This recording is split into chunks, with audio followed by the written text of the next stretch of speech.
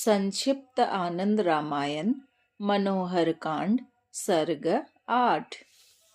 वेदादि शास्त्रों के स्वाध्याय का फल, दान की योग्यता, पात्र पात्र का विचार, 14 विद्याओं का परिगणन, वेदांगों की महिमा, अष्टादश महापुराण और उपपुराणों की परिगणन, रामायण एवं महाभारत का महात्म्य, 100 करोड़ श्लोकों वाली रामायण का महात्म्य।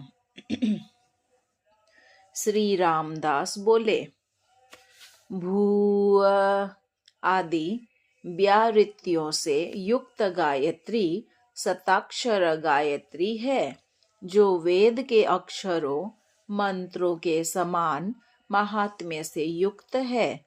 400 गायत्री मंत्र के पाठ के समान महात्म्य वाला पवमान सूक्त कहा गया है। गायत्री की अक्षर संख्या के प्रमाण से उपनिषदों के पाठ का महात्म्य है। लोक में अन्य भी पुण्य फल देने वाले पुण्य सूक्त है। संहिता पाठ की अपेक्षा दुगुना पुण्य फल मंत्रों के पद पाठ से प्राप्त होता है।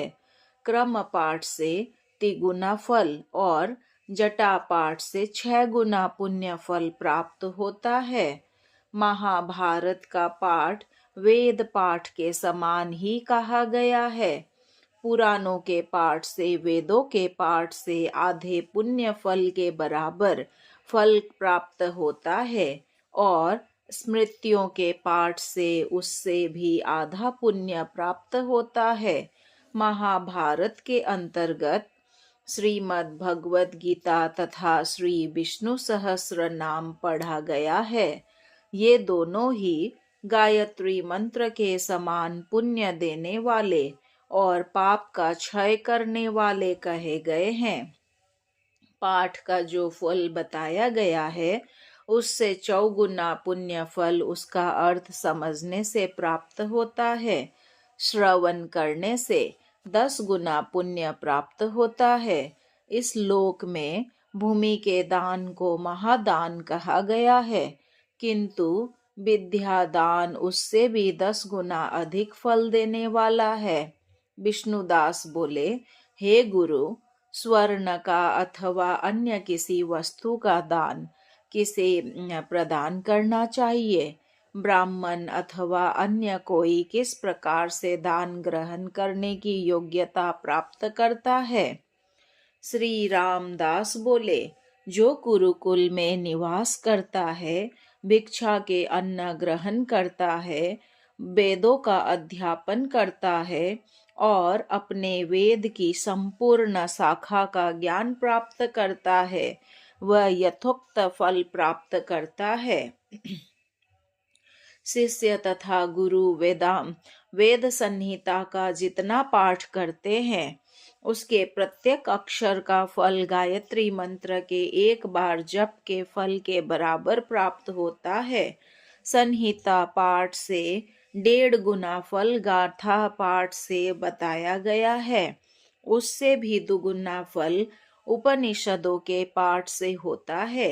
संहिता आदि के पाठ का जो फल शिष्य को प्राप्त होता है, वही फल गुरु को भी पढ़ाने से होता है। ग्रंथ को सामने रखकर उसमें देखकर पाठ करने से जो फल होता है, उससे तिगुना फल कंठस्थ किए गए पाठ के द्वारा होता है। उसका आधा फल लिखी हुई पुस्तक द्वारा पाठ करने से होता है, ऐसा मनीषियों द्वारा कहा गया है। जो पहले वेद की अपनी शाखा का अध्ययन करके अनंतर दूसरी शाखा का भी अध्ययन करते हैं, उन्हें वेद मंत्र के प्रत्येक अक्षर के पाठ का फल गायत्री मंत्र के दुगुने जप के बराबर प्राप्त होता है। वेद की अपनी शाखा का अध्ययन करने पर भी जो श्री राम के महात्म्य को नहीं जानता, वह राम की भले ही पूजा करता हो, किंतु उसे वेद पाठ का आधा भी फल प्राप्त होता है। जो श्री राम की भक्ति से रहित होकर केवल वेद का पाठ मात्र करता है, वह वेद पाठ के फल का चौथाई फल प्राप्त करता है, और यदि वह श्री राम से द्वेष करता हो तो उसका वेद पाठ निष्फल होता है। ऋग्वेद, यजुर्वेद, सामवेद तथा अथर्ववेद, ये 4 वेद शिक्षा आदि 6 वेदांग, मीमांसा पूर्व एवं उत्तर, न्याय शास्त्र, पुराण एवं धर्म शास्त्र, स्मृतियाँ, यह 14 विद्याएं कही गई है। आयुर्वेद, धनुर्वेद, गांधर्व वेद, अर्थशास्त्र, ये 4 उपविद्याएं हैं। इनको मिलाकर 18 विद्याएं होती है। शिक्षा, कल्प, व्याकरण, निरुक्त, छंद एवं ज्योतिष, ये वेद के 6 अंग है। इनका पाठ करने से संहिता पाठ के फल का आधा फल प्राप्त होता है। शिक्षा को वेद पुरुष की नासिका बताया गया है। कल्प उसके दोनों हाथ है। व्याकरण को मुख कहा गया है। निरुक्त को कान कहा गया है। ज्योतिष को नेत्र और छंद को दोनों चरण बताया गया है।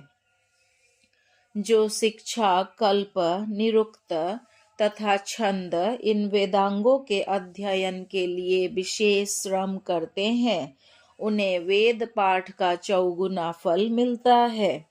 ज्योतिष शास्त्र के अध्ययन से वेद के अर्थ ज्ञान का फल प्राप्त होता है। गणित शास्त्र को जानने वाला विद्वान वेद की संहिता के पाठ करने से होने वाले पुण्य फल को प्राप्त करता है। संहिता के ज्ञान से ज्योतिष शास्त्र के अध्ययन का आधा पुण्य प्राप्त होता है। जो ज्योतिष शास्त्र के जातक फल और प्रश्न विद्या का ज्ञाता है, किंतु वेद ज्ञान से शून्य है, वह कुछ भी पुण्य फल प्राप्त नहीं करता। जो विद्वान ज्योतिष शास्त्र की गणित विद्या को नहीं जानता है, वह नक्षत्र सूची कहलाता है। ऐसा ब्राह्मण दान ग्रहण करने योग्य नहीं होता। वह सभी विहित कर्मों के लिए निंदित कहा गया है। जो ब्राह्मण अपनी वेद शाखा का किंचित अध्ययन करके भी विशेष ज्ञान के लिए उपनिषद आदि शास्त्रों का अध्ययन करता है, वह वास्तविक ज्ञान पात्र है। उसे पुण्याधिकाई की प्राप्ति होती है। अपने ज्ञान बल के प्रभाव से वह ब्राह्मणों में ज्ञान वृद्ध होकर पूज्यता प्राप्त करता है। ज्ञान की मात्रा की अधिकता से उनमें पात्र अपात्र का विचार करना चाहिए। पाठकों के भी पुण्याधिक्य से उनकी पवित्रता का ज्ञान करना चाहिए। ज्ञानी और पाठकर्ता इन दोनों में ज्ञानी अधिक पुण्यशाली है, इसलिए ज्ञानी में अधिक पूज्यता है, ऐसा मेरा मत है। ज्ञान के सदृश इस जगत में अन्य कुछ पवित्र नहीं है। प्रिय ज्ञानी को रामचंद्र जी अति प्रिय है और राम को भी ज्ञानी प्रिय है। जो व्यक्ति वेद आदि शास्त्रों के अर्थ के ज्ञान के लिए व्याकरण शास्त्र का अध्ययन करता है, उसे वेदाध्ययन का फल प्राप्त होता है। ज्ञान की अधिकता के कारण वह वेद के अर्थ ज्ञान का फल प्राप्त करता है। मीमांसा शास्त्र 2 प्रकार का कहा गया है। एक कर्म मीमांसा जो कि पूर्व मीमांसा है, और दूसरा है ब्रह्म मीमांसा जो कि उत्तर मीमांसा वेदांत है। वेदार्थ के ज्ञान के समान अध्ययन फल वाले ब्रह्म मीमांसा के फल के विषय में तुम सुनो। ब्रह्म मीमांसा का अध्ययन करते समय जितने अक्षरों को पढ़ा जाता है उसके प्रत्येक अक्षर से 100 बार गायत्री मंत्र के जप का फल प्राप्त होता है। जो विद्वान सभी विद्याओं में ज्योति स्वरूप न्याय शास्त्र का अध्ययन करता है उसका अध्ययन वेद के अर्थ ज्ञान से प्राप्त होने वाला अध्ययन के तुल्य होता है। विष्णु पुराण, मत्स्य, कूर्म, भागवत, आदित्य, गरुड़, स्कंद, मार्कंडेय, ब्रह्मांड, लिंग, ब्रह्म वैवर्त, भविष्योत्तर, अग्नि, पद्म, वामन, वराह तथा वायु, ये 18 महापुराण है। ये सभी महापुराण रामायण से ही प्रादुर्भूत हुए हैं। वेद व्यास जी ने रामायण से ही इन 18 पुराणों को पृथक पृथक किया है। इनकी आरंभ में ही रचना हुई है, इसीलिए इनकी श्रेष्ठता है। विष्णु आदि 18 पुराणों में श्रेष्ठता का वाचक महा शब्द लगा है। हे शिष्य विष्णुदास, अब मैं सभी पुराणों के श्रवण एवं पाठ का फल बताता हूँ। पुराणों के पाठ से यथोक्त फल मिलता है। इनका श्रवण करने से उसका आधा फल होता है। अर्थ के साथ श्रवण करने से होने वाले पुण्य 10 गुना अधिक होता है। पुराणों के वक्ता को दुगुना फल मिलता है और पुराणों की व्याख्या करने वाले को 100 गुना फल मिलता है। महापुराणों के अतिरिक्त अन्य उपपुराण भी है। हे शिष्य, तुम उनके विषय में सुनो। विष्णु, धर्मोत्तर, शिव, बृहद नारद, भगवती पुराण, लघु नारद, भविष्य, भागवत तंत्र, नरसिंह, रेणुका, तत्वसार, वायु पुराण, नंदी पुराण, पाशुपत, यम, नारद संवादात्मक पुराण, हंस पुराण, विनायक, बृहद ब्रह्मांड तथा विष्णु रहस्य, ये 18 उपपुराण है। इनके पठन एवं श्रवण से महापुराणों का आधा फल प्राप्त होता है। महाभारत वेद के समान है। अर्थ ज्ञान से यह अधिक फलदायी होता है। इस महाभारत के अंतर्गत श्रीमद् भगवद गीता एवं विष्णु सहस्र नाम पठित है। इनके पाठ से महाभारत पाठ से 10 गुना अधिक फल प्राप्त होता है। जो श्रोता इनका भक्ति पूर्वक श्रवण करता है उसे पाठकर्ता का आधा फल मिलता है। महाभारत रामायण से निकला हुआ इतिहास है। वेद के पाठ का जो पुण्य होता है वही पुण्य रामायण से प्राप्त होता है। इसके श्रवण करने से पाठ का आधा फल और इसकी व्याख्या करने वाले को 10 गुना अधिक फल मिलता है। महर्षि वाल्मीकि जी द्वारा 100 करोड़ श्लोक वाले विस्तृत जिस रामायण की संरचना हुई है वह सभी इतिहास पुराणों का आदि है और महान मंगल प्रदान करने वाला है। वाल्मीकि रामायण से ही नाना प्रकार के रामायणों की रचना हुई है। उसी 100 करोड़ श्लोक वाली रामायण से 24,000 श्लोकों वाली रामायण का सर्वप्रथम प्रादुर्भाव कहा गया है। उसी आदि रामायण से योग वशिष्ठ अध्यात्म रामायण, हनुमत रामायण, नारदीय रामायण, लघु रामायण, बृहद रामायण, अगस्त्य रामायण, सार रामायण, देह रामायण, वृत्त रामायण, ब्रह्म रामायण, भरद्वाज रामायण, शिव रामायण, क्रौंच रामायण, भरत रामायण, जैमिनीय रामायण, श्वेत केतु ऋषिकृत रामायण, आत्मधर्म रामायण, जटाजरायु रामायण, सूर्य रामायण, पुलस्त्य रामायण, देवी रामायण, गृहक रामायण, मंगला रामायण, परशुराम रामायण, सुतीक्ष्ण रामायण, सुग्रीव रामायण, विभीषण रामायण तथा महान मंगलदायी आनंद रामायण, इस प्रकार से हजारों की संख्या में राम कथा संबंधी रामचरित्र है। विस्तार पूर्वक उनकी संख्या बताने में कौन समर्थ हो सकता है। ये सभी रामचरित महर्षि वाल्मीकि कृत 100 करोड़ वाली रामायण से है। हे शिष्य, इसके पाठ का जो पुण्यशाली महात्म्य है उसे मैं तुम्हें बताता हूँ।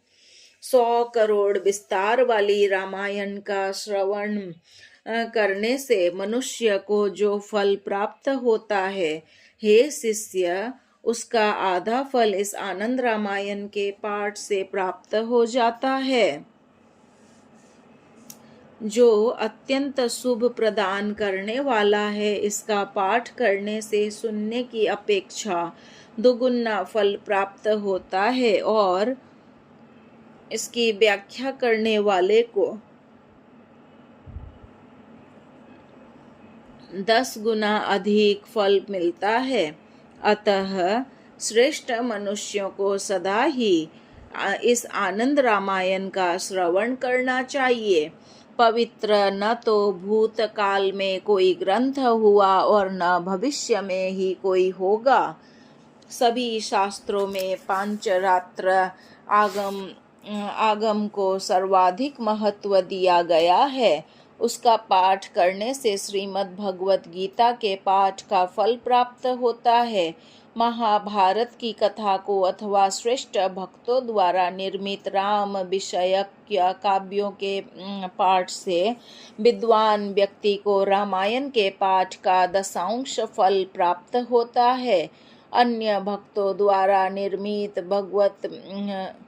भगवत विषयक काव्य के पाठ का 100अंश फल बताया गया है। जो राम भक्त पुराणों, महाभारत, रामायण तथा उप पुराणों की कथाओं का संग्रह करता है, वह इंद्रलोक को प्राप्त करता है। वह जितने अक्षरों को लिखता है उतने वर्षों तक उसका वहाँ वास होता है। जो राम भक्त पुराणों की कथाओं का संग्रह करता है, वह साक्षात व्यास मूर्ति है और बृहस्पति लोक को प्राप्त करता है। लड़की का लड़का, देवता पोषित शिष्य, बगीचा, तालाब, उत्तम ग्रंथ की संरचना, अपना पुत्र, ये सभी पुत्र कहे गए हैं। लोग अश्वत्थामा आदि जो 7 चिरंजीवी कहे गए हैं, उनके साथ उनके अंशभूत मनुष्यों के रूप में पृथ्वी पर विचरण करते रहते हैं। अतः जिन राम भक्तों के द्वारा अपने कवित्व में श्री राम की स्तुति बार बार की गई है, वह भी आदर के साथ बिना आदर के योग्य है। विद्वानों के द्वारा बार बार उसका पाठ तथा श्रवण किया जाना चाहिए। राम भक्त द्वारा निर्मित कथा महाभारत के 100अंश फल को देने वाली है। जो भक्तों द्वारा निर्मित कथा का निरादर करते हैं, वे गंधर्व कहे गए हैं। संस्कृत के अतिरिक्त दूसरी भाषाओं में रचित काव्य जिनमें राम कथा का वर्णन हो, उनका पाठ तथा श्रवण महाभारत के 100अंश के समान फल देने वाला बताया गया है। साधु शब्दों में की गई कविता रचयिता को 100अंश फल देने वाली है। संस्कृत भाषा में कविता करने वाला व्यासांश से प्रादुर्भूत कहा गया है। अपनी अपनी भाषा में कविता करने वाले कवीश्वर कहे गए हैं। संस्कृत भाषा में की गई कविता भी यदि पद एवं अन्य अन्वय से समन्वित और अर्थ तथा प्रमाण युक्त हो तो वही मान्य होती है, दूसरी नहीं। वेद में वर्णित अर्थ के अनुसार स्मृति देने वाले मनु आदि के द्वारा रचित ग्रंथ स्मारक कहे गए हैं। उन्हीं का स्मृति यह नाम है। वे वृत्तियां विविध प्रकार के धर्मों का वर्णन करने वाली है। उनके वर्ण के अनुसार कुछ लोगों का वैदिक कर्मों के करने में अधिकार है, कुछ का अवैदिक मंत्रों के द्वारा कर्म में अधिकार है और कुछ लोगों का पशुवत अपना जीवन निर्वाह करते हैं। उनका न वेद में अधिकार है और न अवैदिक मंत्रों में ही अपना कर्म करते हैं। ब्रह्मचारी, गृहस्थ, वानप्रस्थ तथा सन्यासी, ये 4 प्रकार के आश्रम कहे गए हैं। इन चारों आश्रमों के धर्म भिन्न भिन्न है।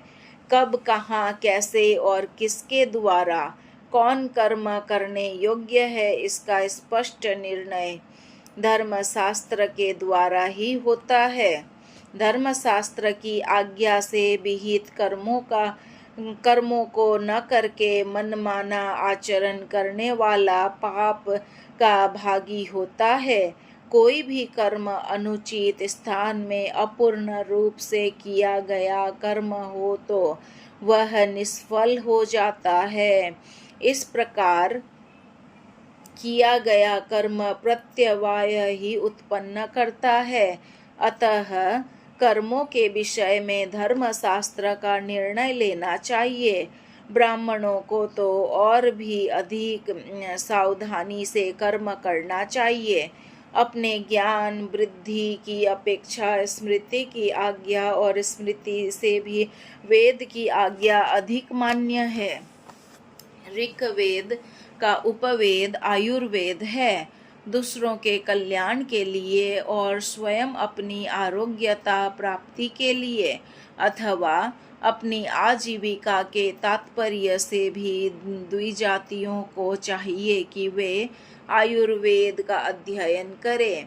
रोगी एवं दुर्लभ व्यक्ति को उपचार के द्वारा स्वस्थ एवं निरोग बना देना चाहिए। ऐसा करने वाले के ब्रह्म हत्या सदृश पाप भी निश्चित ही विनष्ट हो जाते हैं।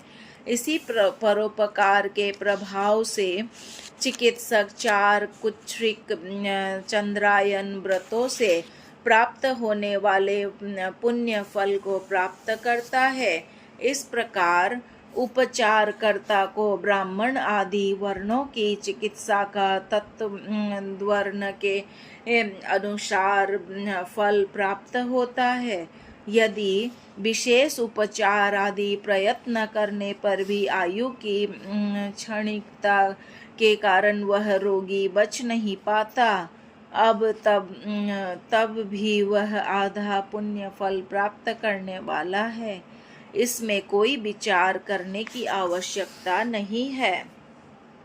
यद्यपि कोई मनुष्य अपनी जीविका चलाने के लिए आयुर्वेद, गंधर्व वेद, धनुर्वेद तथा अर्थशास्त्र इन चारों उपविद्याओं का प्रयोग करता है, उसे इस लोक में ही फल प्राप्त होता है, परलोक में कोई फल प्राप्त नहीं होता।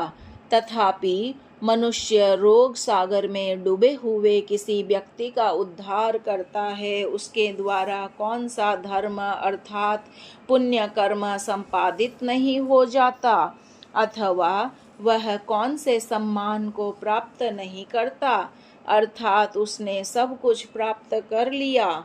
जिसकी धन संपत्ति विनष्ट हो जाती है वह ज्योतिषियों में द्वेष करता है, जिसकी आयु नष्ट होने को आती है वह चिकित्सकों से द्वेष करता है, और जो श्रीहीन तथा आयुहीन होता है वह मूर्ख मनुष्य ब्राह्मणों से द्वेष करता है। गांधर्व विद्या का भी अध्ययन करना चाहिए। जो गायक भगवान श्री राम के समक्ष गान करता है वह उनकी भक्ति से संपन्न होकर अंत में उत्तम गंधर्व लोक को प्राप्त करता है। किसी वस्तु के दान आदि देने के विषय में विवेक पूर्वक विचार करना चाहिए। अन्नदान का पात्र भूखा व्यक्ति तथा जलदान का पात्र प्यासा व्यक्ति होता है। यदि धन दान देना हो तो पात्र के विषय में भली भांति विचार करना चाहिए। पात्र और अपात्र का विचार करके दान का पात्र जितना ही उत्तम होगा उसका फल भी उतना ही अधिक होगा। पात्र और अपात्र का विचार ज्ञान की अधिकता, पुण्य की अधिकता और श्रम की अधिकता के आधार पर किया जाता है। राम का भक्त सर्वदा पात्र होता है, किंतु राम भक्ति से रहित वह सर्वथा अपात्र होता है। जो श्री राम से द्वेष करता है उसका दर्शन तथा उससे वार्तालाप नहीं करनी चाहिए। श्री राम के भक्तों के सानिध्य से व्यक्ति पवित्र हो जाता है। धन की कृपणता करके जो दान दिया जाता है विद्वानों ने उसे दान नहीं कहा है। देश काल और पात्र की दृष्टि से भली भांति विचार कर दिए गए दान का विशेष फल प्राप्त होता है, अन्यथा न्यून फल प्राप्त होता है। ज्ञानी भक्त के द्वारा जो पुण्यदायक कर्म किया जाता है उसका फल अज्ञानी द्वारा किए गए कर्म फल से अधिक होता है। जैसे जैसे ज्ञान की वृद्धि होती है वैसे वैसे ही पाप का क्षय होता है। ज्ञानी द्वारा किए न्यून फल देने वाला होता है। जैसे जैसे ज्ञान की अधिकता जिस प्रकार से प्रज्वलित अग्नि काष्ठ आदि को जला डालती है वैसे ही ज्ञान रूपी अग्नि सभी कर्मों को भस्म कर डालती है। हे शिष्य विष्णुदास, जिस तरह अग्नि का संयोग पाकर सुवर्ण और चमक उठता है उसी प्रकार ज्ञानियों का संग करने से पुण्य की अधिकता होती है। पुण्य के द्वारा पुण्य की वृद्धि होती है और पाप कम होता जाता है। पाप कर्म से पाप की वृद्धि होती है और पुण्य काम होते जाते हैं। यह अत्यंत सूक्ष्म विचार है जो स्थूल तथापि तत्व ज्ञान की दृष्टि से इस पर अवश्य विचार करना चाहिए। जो व्यक्ति ज्ञान प्राप्ति एवं अध्ययन आदि का अधिकारी होने पर भी इसके लिए श्रम नहीं करता है वह व्यक्ति पशु योनि में जन्म लेता है। ब्राह्मण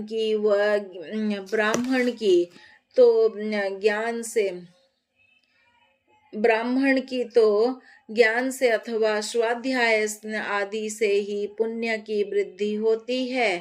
हे निष्पाप शिष्य, इस विषय में जो तुमने पूछा था वह सब कुछ मैंने समझा दिया।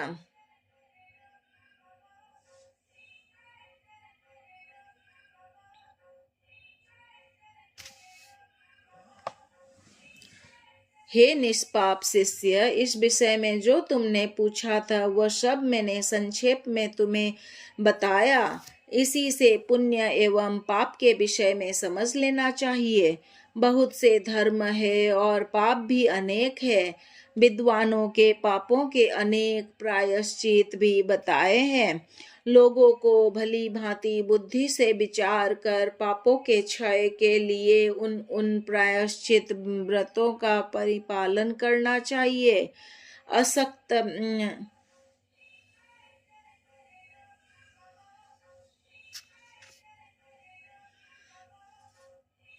इसे प्रयत्न पूर्वक ग्रहण करो तथा किसी अभक्त जन को इसे नहीं बताना चाहिए। जो भली भांति सेवा करे, साधु हो तथा श्री राम का भक्त हो, उसे ही उपदेश करना चाहिए। सर्ग 7 यहाँ संपूर्ण हुआ। सर्ग 8 यहाँ पर संपूर्ण हुआ। बोलो श्रीमन नारायण नारायण नारायण। भज मन हरि नारायण नारायण नारायण।